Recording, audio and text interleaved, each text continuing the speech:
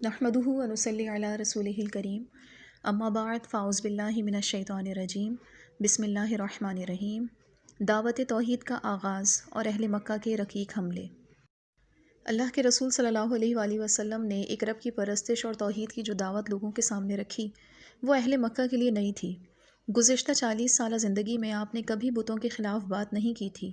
یہ درست ہے کہ آپ صلی اللہ علیہ وآلہ وسلم نے ان کے ناموں کی نظر و نیاز دی، نہ ان پر کبھی چڑھاوا چڑھایا، نہ ان کی عزت یا احترام کیا اور نہ ان کے ناموں کی قسم کھائی۔ لیکن جب 40 سال کے بعد آپ نے کھلے عام یہ فرمایا کہ یہ بت کسی نفع نقصان کے مالک نہیں، تو مکہ والوں کو یہ بات ہضم نہ ہو سکی۔ حالانکہ آپ نے سیدنا ابراہیم علیہ السلام کے دین پر عمل کرنے کی دعوت دی تھی۔ اہل مکہ نے کچھ دیر تو صبر کیا، لیکن پھر آپ صلی اللہ علیہ وآلہ وسلم پر رقیق حملے شروع کر دیے۔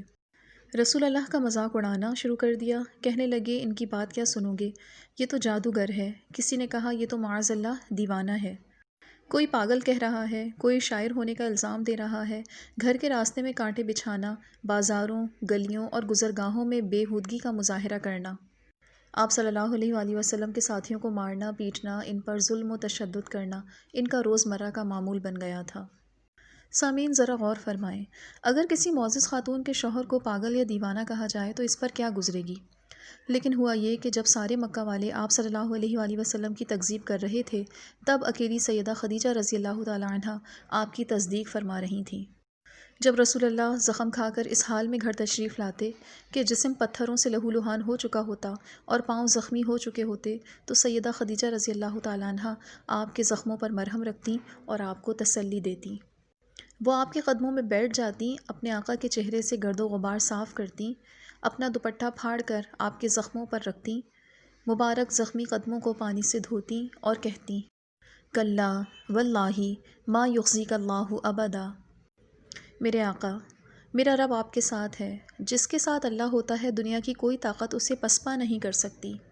جب گھر میں اہلیہ اتنا ساتھ دیتی، اتنے اچھے انداز میں دلاسا دیتی، تو پھر آپ صلی اللہ علیہ وآلہ وسلم اٹھتے اور اس آیت پر عمل شروع کر دیتے۔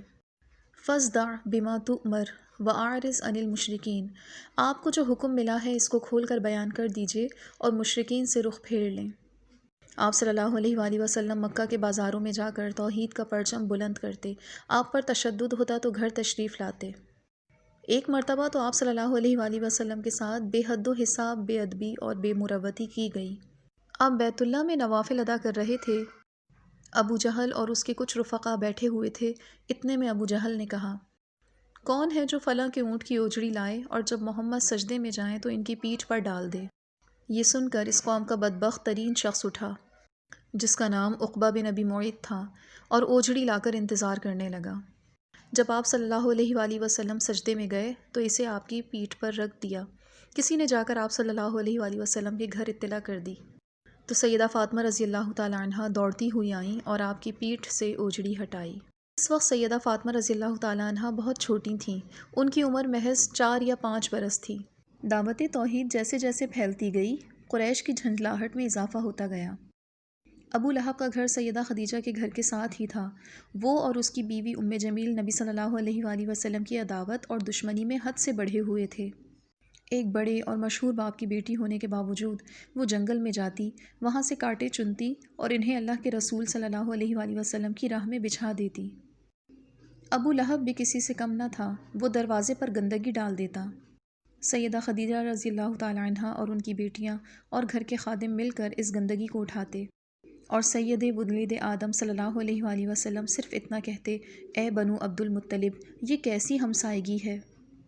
ایک روایت میں ہے، آپ نے فرمایا، اے بنو عبد مناف، کیا ہمسائے ایسے ہوتے ہیں؟